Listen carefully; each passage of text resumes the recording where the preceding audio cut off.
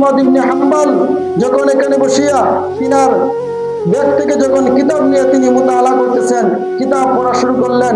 কিছুক্ষণ পরে দেখেন যুবক বারবার শুধু বলে আস্তাগফিরুল্লাহ। যুবক রুটি বানায়, তিনি কাই করে বলে আস্তাগফিরুল্লাহ। বেলুনের মধ্যে রুটি দেয়, বলে আস্তাগফিরুল্লাহ। তাওয়ার মধ্যে রুটি কোলায়, তিনি বলে আস্তাগফিরুল্লাহ। কাস্টমার আসে, তার হাতে রুটি দেয়, ওই যুবক বলে আস্তাগফিরুল্লাহ। কাস্টমারের কাছ থেকে টাকা নেয়, টাকা যখন ক্যাশ বক্সে রাখে তখনও বলে আস্তাগফিরুল্লাহ। ইমাম আহমদ ইবনে হাম্বল এই দৃশ্য দেখিয়ে তিনি মনে মনে অবাক হয়ে গেলেন যে কারণ কি। এই যুবক সে সর্বদাই যেই কাজই করে তিনি ইস্তিগফার করতেছেন, আস্তাগফিরুল্লাহ বলেন, এটার কারণ কি। ইমাম আহমদ ইবনে হাম্বল ওই যুবককে জিজ্ঞাসা করলেন যে তুমি বারবার ইস্তিগফার করতেছো, আস্তাগফিরুল্লাহ পড়ো, এটার মানে কি, এটার রহস্য কি। তো যখন যুবককে জিজ্ঞাসা করা হলো, যুবক বলতেছেন যে আমি শুধু আজকের দিন নয়, ওই ইস্তিগফারের সাথে আমি অনেক দিন যাবত আটার মতো লেগে আছি। সুবহানাল্লাহ। যুবক বলতেছেন আমি শুধু আজকের দিন নয়, এক দুই দিন নয়, আমি দীর্ঘদিন যাবত ওই আস্তাগফিরুল্লাহর আমল করে আসতেছি। আমি এই ইস্তিগফার করার কারণে, ইস্তিগফারের আমলের বদৌলতে আল্লাহ তাআলা আমাকে মুস্তাজাবুদ দাওয়া বানাইছেন। আমি যা আল্লাহর কাছে চাই সাথে সাথেই আল্লাহ তাআলা কবুল করে নেয়। সুবহানাল্লাহ। আমাকে আল্লাহ তাআলা মুস্তাজাবুদ দাওয়া বানাইয়া দিয়েছেন। আমার জীবনে আল্লাহর কাছে আমি যত কিছু চাইছি আল্লাহ তাআলা আমার সমস্ত চাওয়া পূরণ করছেন, শুধু একটা ব্যতীত। যখন এই কথা বললেন শুধু একটা চাওয়া ব্যতীত, তখন ইমাম আহমদ ইবনে হাম্বল তিনার কৌতূহল আরো বেড়ে গেল যে এখন কি বলে। তার সকল চাওয়াই আল্লাহ তাআলা কবুল করছেন, শুধু একটা ব্যতীত, এটা কি। ইমাম আহমদ ইবনে হাম্বল ওই যুবককে জিজ্ঞাসা করলেন যে তোমার সেই চাওয়াটা কি, যেটা যে জিনিসটা তোমার আজও পর্যন্ত কবুল হয় নাই।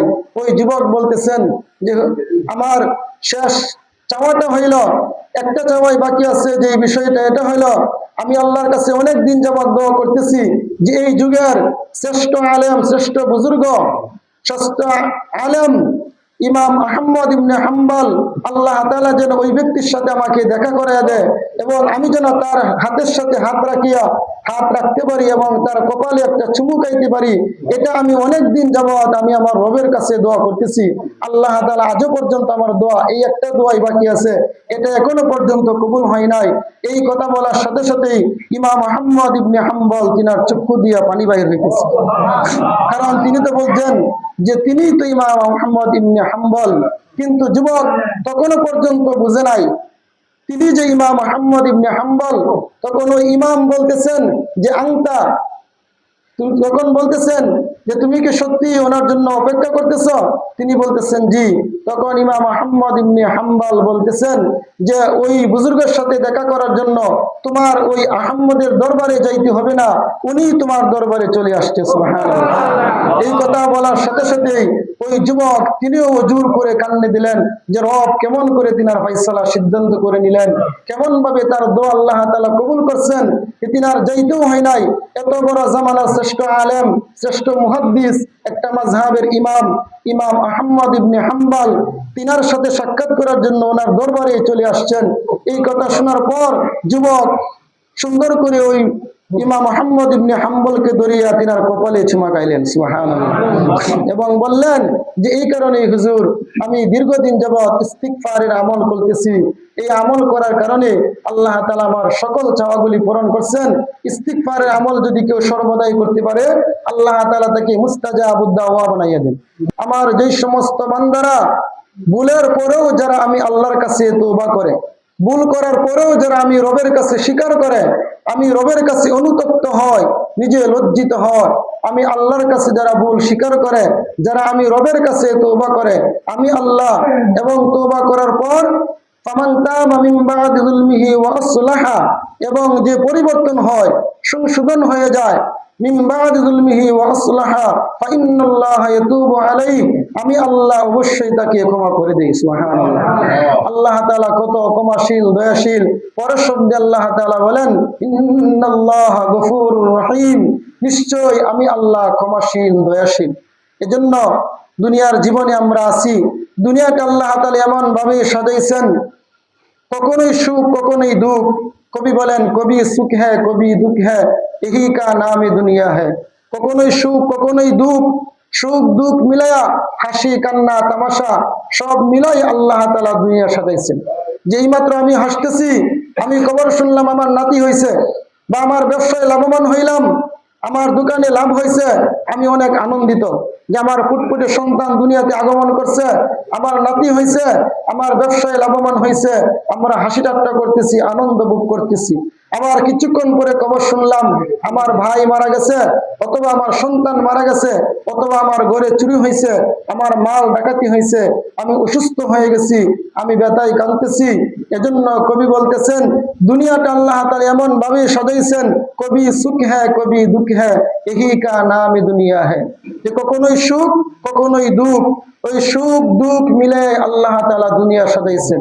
এজন্য মুহতারাম হাজিরিন, বলতেছিলাম যে আমরা যত গুনাহ করি না কেন আল্লাহর কাছে আমরা আশা রাখবো যে আল্লাহ তাআলার রহমতের চাইতে আমাদের গুনাহ বেশি বড় নয়। আল্লাহ তাআলা তিনি যে রহমান, তিনি যে দয়াশীল ক্ষমাশীল। বান্দা যদি পাহাড় পরিমাণ গুনাহ করে, এরপরেও যদি সে সঠিকভাবে রবের কাছে চাইতে পারে, সে খালেস ভাবে তওবা করে, আল্লাহ তাআলা অবশ্যই ওই বান্দাকে ক্ষমা করে দিবেন। এজন্য মুহতারাম হাজিরিন, আজকে আমরা আলোচনা করব ইস্তিগফারের ফজিলত সম্পর্কে, ইস্তিগফার তাওবার ফজিলত সম্পর্কে। তাওবা যে আমরা পড়ি এটার দ্বারা কি ফজিলত, আমরা অনেক সময় পড়ি আস্তাগফিরুল্লাহ, ছোট্ট একটা তাওবা। তাওবার অনেকগুলি আলফাজ, অনেকগুলি শব্দ আল্লাহর নবী হাদিসের মধ্যে আনছেন, তার মধ্যে ছোট্ট যে একটা শব্দ সবচেয়ে সহজ, আস্তাগফিরুল্লাহ।